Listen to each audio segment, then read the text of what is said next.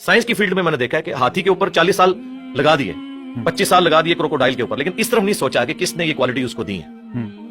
वो क्वालिटीज जो आज साइंस हमें बता रही है, जो क्रोकोडाइल को खुद भी नहीं पता होगा कि मेरे अंदर ये कॉम्पिटेंसी है, वो उसको यूज कर रहा है। इस तरह ये तमाम जानदार वो कॉम्पिटेंसीज यूज कर रहे हैं जिसका उन्हें खुद भी नहीं पता। तो यकीनन जिसका उन्हें खुद नहीं पता, उसके पीछे जो साइंस है उसका नहीं उनको पता, तो वो खुद तो उन्होंने अपने आप को नहीं बनाया होगा जब उनका अपने बारे में नॉलेज इतना लिमिटेड है। God is the only explanation of all the physical phenomena in this universe. वो उसके पीछे जाते नहीं है, और साइंस ने अपनी आर्जी मान ली है कि हमने डीप डिग इस हवाले से नहीं करना, हमने कानून कुदरत पे आके रुक जाना है कि जलजला जो टेक्टोनिक प्लेट्स की डिस्टर्बेंस की वजह से आता है, ये कौन डिसाइड करता है कि किस वक्त कौन सी प्लेट डिस्टर्ब होनी है? वो कहते हैं ये हमारी फील्ड नहीं है, जब होगा ना उसके बाद देखेंगे। ग्रेविटेशनल फोर्स है, पूरी दुनिया के निजाम को, कायनात के निजाम को इसने बांधा हुआ है। वो कहते हैं बस ये फोर्स है ना, ये कहां से आई?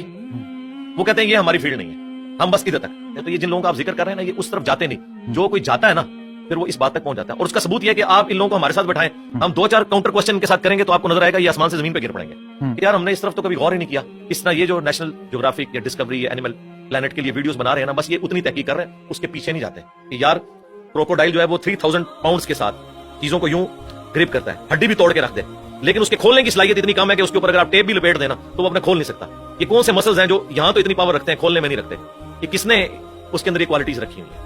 उस बेचारे को तो खुद भी नहीं। अभी पैसिफिक में और अटलांटिक में गहराइयों के अंदर ऐसी मखलूकात, उनकी वीडियोस आ चुकी हैं नेशनल ज्योग्राफिक और डिस्कवरी चैनल के ऊपर, कि जिनके अंदर सेम वही सिस्टम है जो आज की लेटेस्ट सबमरीन्स में यूज हो रहा है।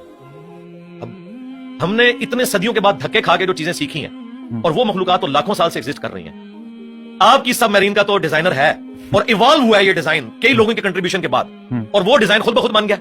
आपकी सबमरीन में तो आप फ्यूल खुद डालते हैं, और वो जो सबमरीन्स फिर रही हैं वो अपना फ्यूल भी खुद तलाश करती हैं और अपनी रिप्रोडक्शन भी करती हैं। आपकी सबमरीन तो कोई बच्चा नहीं देती, ना उसका आगे से कोई बच्चा होता है, उसके ऊपर अरबों डॉलर लगाने पड़ते हैं। ये तो किसी के बनाने से बने हैं, और वो खुद ब खुद बन गई है।